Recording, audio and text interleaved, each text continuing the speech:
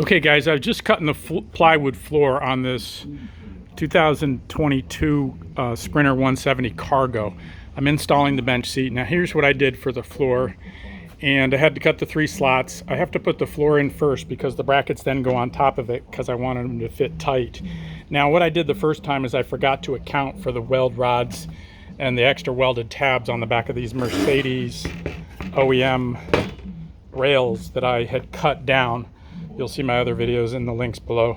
But Mercedes added these extra strengthening tabs and the heavy pins, and that's what I forgot the first time. So now I cut the notches out a little wider, as you can see, for the pins and the extra metal. And I decided to just hit them with a little touch-up primer paint to make them gray, just so there's not raw wood sitting there. Just trying to get pro quality here.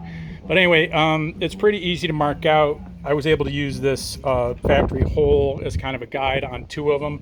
And then you can just snap a chalk line or draw a string across to get the other one straight, measuring as you go. Obviously measure 10 times and cut once, hopefully.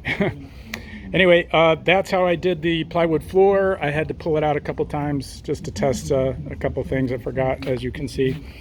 But I hope that helps you guys. It's not too bad. You get the right saw. I had less than the right saws. It made it a little more tedious.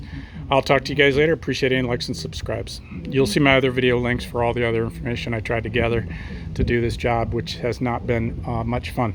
Talk to you guys later.